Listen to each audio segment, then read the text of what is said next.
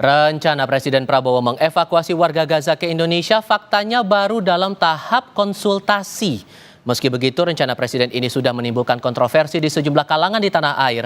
Lalu apa yang membuat Presiden berani mengumumkan secara resmi rencana evakuasi warga Gaza ke publik? Kami diskusikan bersama anggota Dewan Pembina Partai Gerindra Dhanil Anzar Simanjuntak. Juga bergabung bersama kami praktisi sekaligus pengajar hubungan internasional dari Synergy Policies, Dina Prapto Raharja. Assalamualaikum, selamat sore semuanya, apa kabar? Selamat sore, Assalamualaikum Mas Diva. Waalaikumsalam warahmatullahi wabarakatuh. Terima kasih semua sudah bergabung bersama kami. Ternyata faktanya dari Pak Menlu bilang ini baru tahap konsultasi, baru kemudian diambil keputusan matangnya. Jadi publik bertanya-tanya Bang Daniel, kenapa kok Presiden sampai terkesan terburu-buru mengumumkan rencana buat evakuasi itu sebelum berangkat ke lawatan Timur Tengah kemarin? Pertama begini, harus dijelaskan terlebih dahulu bahwasannya komitmen Presiden sejak awal adalah mendukung kemerdekaan Palestina. Itu harga mati kira-kira begitu, bahwasannya Indonesia dalam hal ini mendukung penuh kemerdekaan Palestina, dan Presiden menolak upaya merelokasi atau merubah demografi dari Gaza atau Palestina dalam hal ini secara keseluruhan. Nah, oleh sebab itu upaya realokasi itu juga tidak disetujui oleh Presiden atau dalam hal ini tentu pemerintahan Indonesia. Nah, oleh sebab itulah yang ingin dilakukan oleh Presiden dan sudah dilakukan oleh Presiden selama ini, bahkan sebelum beliau menjadi Presiden, ketika menjadi Menteri Pertahanan, adalah melakukan asistensi secara kemanusiaan. Sekarang misalnya ada 40 mahasiswa Palestina yang sedang belajar di Universitas Pertahanan yang dipersiapkan untuk meningkatkan SDM rakyat Palestina, yang nanti kemudian ketika mereka lulus mereka bisa kembali dan memberikan kontribusi buat rakyat Palestina, dan bantuan-bantuan kemanusiaan yang lainnya. Termasuk juga kan Presiden juga sebelum jadi Presiden, ketika menjadi Menhan, sudah berusaha mengirim kapal rumah sakit atau ke El Aris, namun kemudian ada kendala dan banyak kendala, dan termasuk upaya kita mendirikan rumah sakit seperti tadi yang disarankan oleh MUI, tapi secara teknis itu mendapat kendala yang luar biasa. Makanya kemudian Presiden pada hari ini mendapat permintaan saran dan kemudian hasil diskusi dengan negara-negara tetangga, termasuk hari ini Presiden melakukan kunjungan ke Turki dan Uni Emirat Arab, Qatar dan sebagainya. Tapi kenapa tidak konsultasi dulu baru kemudian diumumkan ke publik, Bang? Oh, itu sudah melalui proses yang sangat panjang. Artinya Presiden menginginkan langkah-langkah yang konkret. Kita tidak lagi hanya sekedar melakukan konferensi, kemudian mengeluarkan sikap dan sebagainya.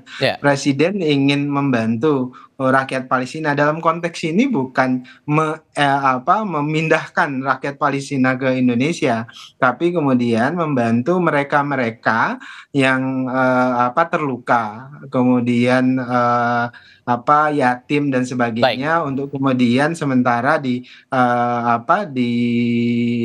berada dan dipelihara di Indonesia, kemudian nanti akan kembali ke Palestina. Jadi posisinya bukan merelokasi dan atau seperti niatan Amerika Serikat dan Israel itu ya, itu poinnya. Itu berbeda jauh. Baik. Jadi yang ingin dilakukan oleh Presiden adalah memenuhi permintaan untuk membantu mereka. Nah, kemudian yang kedua juga. Sorry, saya harus tahan di situ. Saya kasih kesempatan Mbak Dina sebentar, Bang. Saya kasih kesempatan Mbak Dina dulu. Menangkap dari pernyataan dari Menlu bahwa masih dalam tahap konsultasi, Mbak Dina, sementara di awal sudah dibilang ada rencana itu. Sejauh mana analisis Anda? Terima kasih Pak Daniel sudah memberikan tambahan informasi ya, bahwa menurut beliau sudah terjadi konsultasi dan beliau memandang bahwa cara yang dilakukan sebelumnya, berarti saya bisa katakan cara yang dilakukan oleh Menteri Luar Negeri sebelumnya itu dianggap tidak membuahkan hasil begitu ya, sehingga forum-forum saja. Padahal satu hal yang harus disampaikan di sini Pak, di Kementerian Luar Negeri itu belum ada pembicaraan mendalam soal rencana ini. Jadi saya nggak tahu siapa yang dikonsultasikan, lingkar mana yang dikonsultasikan. Kemudian juga orang-orang yang memang ahli di bidang humanitarian law, hukum-hukum humanitarian, kemudian pendekatan humanitarian, setahu saya juga tidak dilibatkan dalam hal ini. Jadi saya melihatnya ini lebih ke, saya sih membayangkannya sebenarnya sebagai bangsa Indonesia ya, ketika kita dengan bangga mengatakan memperjuangkan kemerdekaan Palestina, ini satu bargaining chip gitu, ini satu cara kita untuk bernegosiasi dan punya daya ungkit dalam diplomasi kita. Jadi bukan sekedar menaruh gift atau bantuan dan hadiah gitu ya, dan sekedar sesuatu yang begitu mudah dikerjakan. Ada yang bikin press release dari kantor staf presiden bilang bahwa ini sama kok seperti yang dilakukan Qatar sama Jordan sama WHO. Pertanyaannya kenapa kita melakukan hal yang sama-sama saja dengan negara lain? Karena saya pikir ketika kita melakukan hal ini kan komunikasi presiden juga berarti ya ada yang miss di sini. Waktu awal kemarin dibahas, sampaikan bahwa ini upaya Indonesia untuk menciptakan perdamaian. Nah, kaitan antara membawa orang ke Indonesia dengan kita menciptakan perdamaian itu yang missing Pak Daniel. Itu yang nggak kelihatan. Karena kalau kita bahas soal hukum humaniter, kita mau pakai pendekatan humanitarian gitu ya, maka kita bawa orang-orang itu kemari. Harusnya kita kontekstual juga bahwa hukum humanitarian itu yang paling penting adalah pemulihan hak para korban. Kalau kita memandang orang-orang yang kita bantu itu adalah korban, hak pemulihan itu apa? Akses hukum. Kemudian mereka juga bisa dipulihkan bukan sekedar badannya, fisiknya, tetapi hak-hak mereka sebagai warga negara. Kenapa Indonesia, negara yang begitu besar dan punya pengalaman begitu panjang, tidak memikirkan 1-2 langkah ke depan dan melihat segala macam alternatifnya dengan lebih jeli. Tapi kita langsung berangkat tanpa mempersiapkan peta yang lebih lengkap. Sehingga Sayang menurut sekali, Anda karena niatan ini, sorry saya potong Mbak Dina, sehingga menurut Anda niatan pemerintah Indonesia ini apakah akan didukung untuk negara-negara kawasan Timur Tengah atau justru akan ada tantangan baru di sini? menurut saya nggak akan ada buahnya sebenarnya dari perjalanan ini. Kalau saya bayangkan posisi negara-negara yang dikonsultasikan, mereka membayangkan sesuatu yang lebih dari Indonesia sebenarnya. Misal? Kalau memang ada, misal kalau kita memang keprihatinan kita soal kemerdekaan Palestina, maka soal rekonstruksi di Gaza, posisi Indonesia gimana?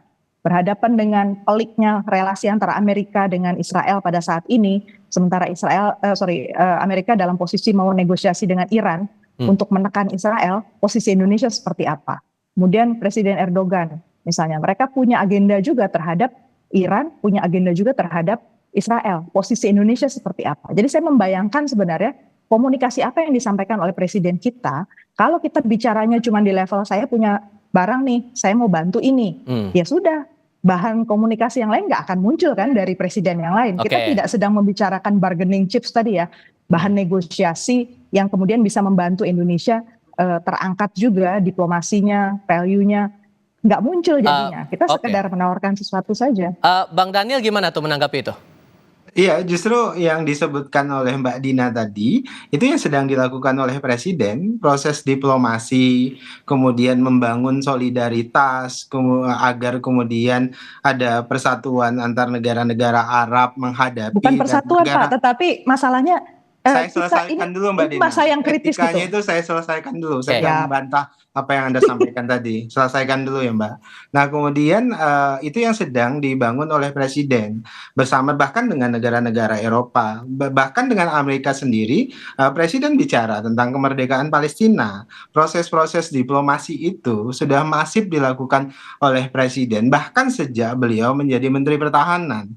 Jadi runutan dari proses upaya presiden itu sudah sejak dini. Dan hari ini presiden itu kira-kira saat ini sedang mempersiapkan proses diplomasi menuju kemerdekaan dan apa langkah yang bisa dilakukan bersama dengan negara-negara lain yang mendukung kemerdekaan Palestina dan perdamaian dunia. Di sisi lain, hal-hal yang sifatnya urgent dalam hal ini tentu harus diselesaikan. Misalnya kalau saya menggunakan analogi ya kalau orang lapar itu harus diberi makan. Dalam konteks tertentu ini ada yang terluka, harus dibantu, harus disembuhkan. Itu bagaimana proses bantuan terhadap mereka. Nah, itu yang ingin dilakukan juga oleh Presiden. Artinya, dari hulu sampai hilir, dari yang jangka panjang sampai dengan jangka pendek, itu yang sedang dilakukan oleh Presiden. Nah, dalam konteks mereka-mereka yang luka, mereka-mereka yang sakit dan tidak bisa dibantu di dalam negeri Palestina, kita bicara dan mereka juga ada permintaan dari teman-teman di sana untuk kemudian bisa dibantu. Toh kita tidak bicara keinginan kita sendiri, kita juga bicara dan berkonsultasi dengan negara-negara sekitar, termasuk Mesir, termasuk Turki, termasuk Jordan, termasuk negara-negara sekitar. Dalam agenda-agenda kita tidak ingin bertindak sendiri, kita ingin bertindak secara berjamaah di satu sisi, tapi harus holistik. Hal yang tadi istilah saya, yang lapar harus diberikan makan. Sehingga yang terluka harus dibantu sesegera mungkin. Mbak Dina, sehingga menurut Anda kalau dari penjelasan Bang Daniel tadi, risiko apa yang perlu diwanti-wanti juga nih selama proses upaya dari konsultasi yang dilakukan Presiden Prabowo ini? Antara apa yang diklaim oleh tim Pak Prabowo dengan realitanya, kita nggak akan pernah bisa tahu apa yang sebenarnya dibicarakan oleh Pak Presiden dengan kepala negara yang lain. Itu hanya sebagian kecil saja orang yang tahu. Dan saya kira kebenaran itu akan sulit terungkap ya kalau kita defensif saja. Jadi buat kita yang ada di Indonesia, satu yang mungkin harus dipahami bahwa siapapun yang berkomentar soal kunjungan beliau, kemudian memberi masukan soal beliau, itu poinnya adalah Bapak sedang mewakili Indonesia, bukan mewakili seorang individu. Jadi wajar saja kalau segala pihak punya hak juga untuk mengetahui kita ini bukan sekedar sedang menawarkan barang yang sederhana saja kan. Yang paling tadi, bahasa Anda tadi terakhir adalah kita orang lapar dikasih makan. Oke, tapi saya kira tadi awal pesannya ketika Pak Presiden bicara, kita ingin mendukung, memberi solusi. Nah kalau solusi berarti harusnya sesuatu yang lebih sophisticated.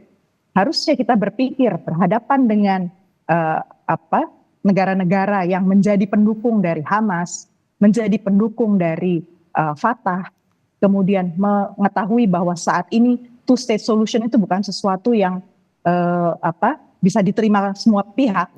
Israel tidak menerima, dari Palestina juga nggak menerima. Itu kan satu hal yang eksistensial sebenarnya. Baik. Kenapa kita nggak masuk di isu itu gitu loh? Kita hanya berangkat ternyata menawarkan itu, hanya menawarkan sesuatu yang sederhana. Saya dalam hati juga ada rasa kecewa karena kemarin bilangnya sesuatu yang lebih besar gitu kan. Ya kalau memang ternyata menawarkan hanya yang sederhana ya cukup kita bicara sederhana, tidak perlu diberi bunga-bunga yang terlalu besar kan. Baiklah. Oke, terima kasih banyak untuk pandangannya Mbak Dina dan Bang Daniel. Terima kasih sudah bergabung di Kompas Petang kali ini. Sehat selalu semuanya. Selamat sore. Terima kasih. Waalaikumsalam warahmatullahi wabarakatuh.